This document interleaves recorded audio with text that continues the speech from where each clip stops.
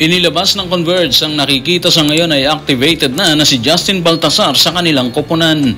Description ni Coach Charles Chu, dominante si Baltasar at ang Barangay Ginebra kasalukuyang binabatikos, bunga ng mahabang pahinga bago sila sumalang sa kasalukuyang ginaganap na PBA Commissioner's Cup. Tanong ng bayan, napaboran nga ba sila kumpara sa TNT na kalaban nila sa nakaraang finals? Tutukan po natin ang lahat ng yan, pero bago yan, pakisubscribe, like and share na lang muna para pareho tayong updated. Isa sa mga inaabangan ng basketball fans bukod kay Troy Rosario na magdedebut sa Barangay Ginebra ay ang pagpasok ni Justin Baltasar sa koponan ng Converge. Sa kasalukuyan ay activated na siya sa nasabing koponan. Kaya naman ang katanungan, ano ang nakikita ng pamunuan ng Converge kay Justin Baltasar? Tutukan natin ang pahayag ni Coach Charles Chu sa report ng Spin.ph staff. Napaka-impressive niya, napakalakas at maliksi. Napaka-promising ni Justin. Siya ang nangibabaw sa practice namin kaninang umaga. Ang una kong napansin ay ang kanyang kakayahang isecure ang rebound. Sobrang dominante niya. Nagulat kami, pinahirapan niya si Diallo sa practice. Ginamit niya ang bilis niya at footwork. Sabi kaming maglaro siya para sa amin sa lalong madaling panahon. Yung mga sinabi ni Coach Charles, hindi na tayo nagugulat doon. Alam naman natin na ganun talaga yung mangyayari doon kasi batak na batak si Justin dito sa MPBL eh. Kakatapos lang nila doon. So ibig sabihin magiging mabilis talaga isang player once na nagsimula siya na sobrang babad sa court.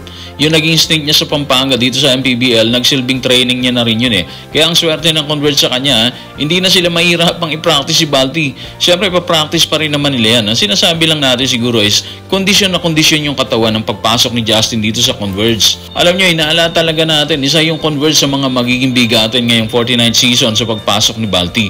Bukod kasi kay Balti, andyan si Arana, si Heading, si Cabagnot, si Alex Stockton. Nung nakaraang conference, wala pa dito si Heading at si Balti, di ba? Pero nakita mo naman, pinahirapan nila yung SMB sa quarterfinals. Nakarating pa sila ng Game 5. Tansya natin, hindi talaga basta-basta sila ngayon. Motivated na motivated sila ngayon kasi layo na rin ng narating nila last conference. Tapos may mga bago pa, di ba?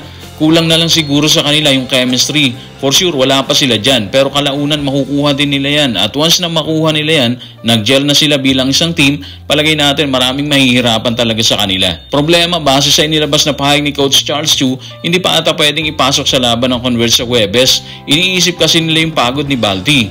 Nanggaling kasi siya dito sa MPBL and of course yung stint niya dito sa Dubai sa Strong Group Athletics, kaya tingin nila risky sa health kung ipapasok agad nila si Balti dahil halos isang taon na umano siyang walang pahinga. Habang hindi sigurado kung masisilayan ng fans ng Converge si Balti sa unang laban sa Huwebes, kasalukuyan namang binabatikos ang Barangay Ginebra, bunga ng matagal umano nitong pamamahinga kumpara sa ibang team na kaagad sumalang sa Commissioner's Cup. Kaya ang tanong ng bayan, unfair nga ba sa ibang team ang pagpapahinga ng Gene Kings? Tutukan natin ang report ng Spin.ph staff. Hindi naman, ayon sa ilang league insider na nagsabing ang mas mahabang 2 linggong pahinga ay ibinigay sa Ginebra bilang paggalang kay head coach Tim Cone na kasama ang ilang players at staff ay tumanggap kaagad ng tungkulin sa Gilas, Pilipinas matapos ang Governor's Cup Finals. So kung bibisitahin mo kasi ngayon yung SOCMED, makikita mo dito yung ilang puna ng ating mga kababayan tungkol sa issue. Sabi nila, medyo hindi patas ang ginawa ng PBA.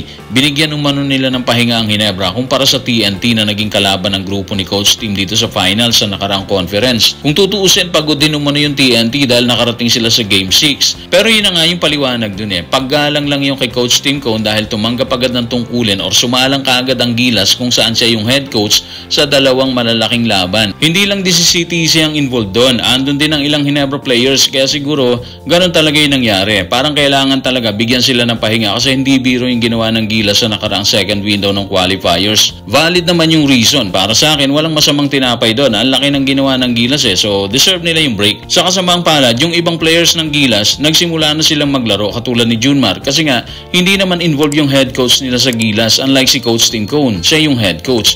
Yun lang din siguro yun. Pero kung titingnan mo naman yung sked ng Barangay Ginebra, medyo mabigat na rin kasi kahit sa Pasko may laban sila sa Magnolia. Yung laban ngayon versus NLEX, umpisa pa lang yan, tapos yan sunod-sunod na rin sila dyan. So pagod din sila kahit nagpahinga sila ng ilang araw matapos magsimula ang Commissioner's Cup. So guys, maraming salamat.